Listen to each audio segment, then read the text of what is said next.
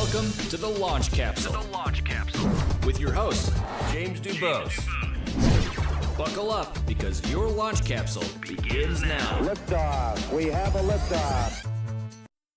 Hello there, this is Jim DuBos, and welcome to this edition of the Launch Capsule. In today's episode, I am going to focus on two critical elements of any successful launch. I was provoked to create this episode because of the countless conversations that I am having with entrepreneurs who are in this launch phase, and they haven't established these two critical things. Number one is, what is your clear value proposition? What problem are you solving? Why are people going to spend money with you?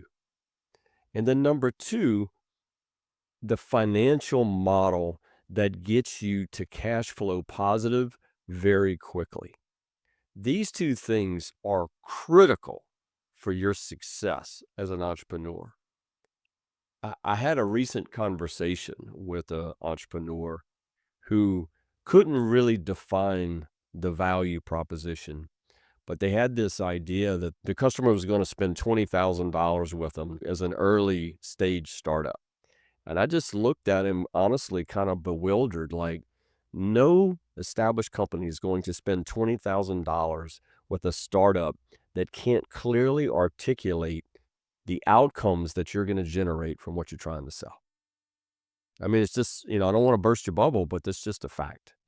And so I want to get into a little bit of the meat and potatoes of these two elements to encourage you as entrepreneurs, before you ever set foot, before you ever step out, get these two things right. Okay, so let's get started here. So part one, what is the value, if you will? What's the value of a clear value proposition? It's not just marketing stuff. It's honestly the North Star. Seth Godin said, don't sell products to customers, sell the products that customers want. I need this from you should be the response that you're looking for from your customer. Honestly, if you don't get this right, your sales are going to struggle. The product or service is not going to resonate with your customer, and you're going to burn through marketing dollars with no return. So let's talk a little bit about what are the three elements that make up the winning value proposition. The first is clarity. And you want to do this in plain language. If you confuse, you lose, is a nice way to think about this. So don't try to sound too smart. Try to sound obvious. We help X customer solve Y problem with Z solution. Simple. So here's an example expression. We help manufacturers reduce downtime by 40% using predictive maintenance software. Pretty straightforward, clarity in that statement. The second is relevance. So you have to focus on the pain. Your offer should be speaking to a real problem that's urgent, expensive, or both. You're not selling features, you're relieving pain or delivering a result. I've said many times in talks that I've given that business customers will spend money for one of three reasons: to make money, to save money, or mitigate a risk. That's it. That's the reason they do it. So you have to ask a simple question. Why does this matter to the buyer right now? The third critical element in the value proposition is differentiation.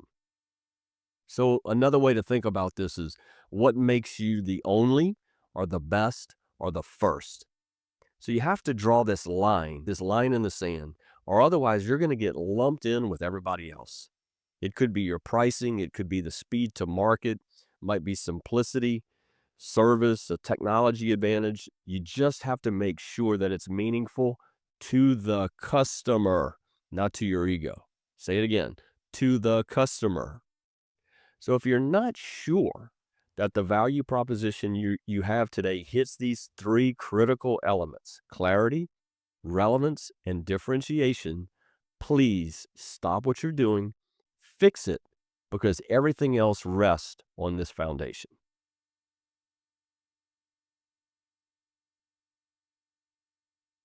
Now on to part two. So the value of the financial model that will get you to cash flow positive. I'm seeing way too many startups that are either obsessed with raising money, but not enough obsession around making money. You have to get to cash flow positive quickly. It's not just a milestone, it's survival. It gives you leverage, options, and honestly, it's going to give you peace of mind. So here's three critical elements that you want to consider when you're looking at your financial model. First is simplicity and visibility. Your model needs to be super simple and brutally honest. This is not for a venture capital pitch deck, it's for you. You should be able to tweak your assumptions and instantly see the impact on cash, on your runway, and on your burn rate. I recommend using a rolling 12-month forecast, weekly cash flow projections, and no more than 10 to 15 key line items at the start. The second element is revenue realism. You want to be aggressive in execution, but realistic in your model. Look, I know that when you put together a plan, it's a plan. And we can fundamentally say that whatever's on that piece of paper or in that digital spreadsheet is going to be wrong because it's not real. It's not the actual execution, but you have to be realistic. So many times founders will overestimate growth and underestimate how long it takes them to convert a customer. So you want to try to build in longer sales cycle, some delayed revenue recognition, and customer churn. So your model is, think of it as your base case. It's not a dream scenario. And three is cash efficiency. Design your model to show the fastest path to break even if it's small, focused version of the business. What is the minimum viable financial path that gets you to self-sustaining?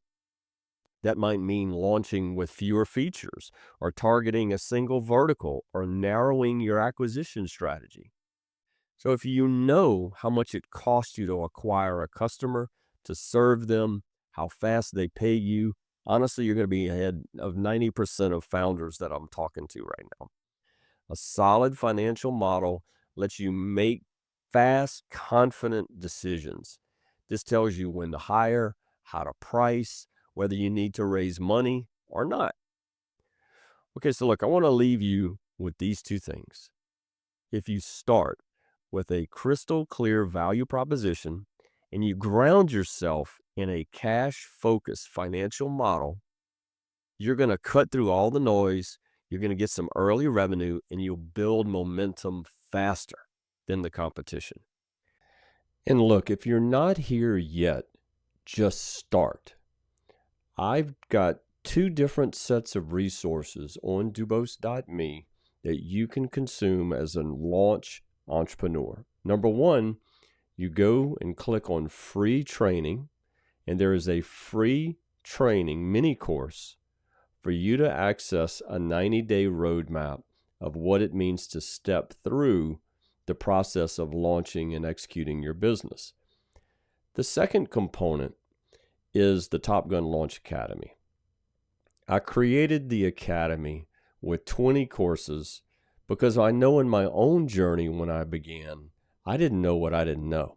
And so I wanted to have a set of resources that an entrepreneur can consume based upon where you are in the journey.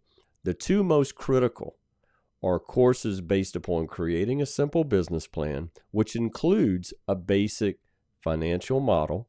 And the second is Finance Essentials, which includes you understanding the three most critical reports: a profit and loss, a balance sheet, and a cash flow statement.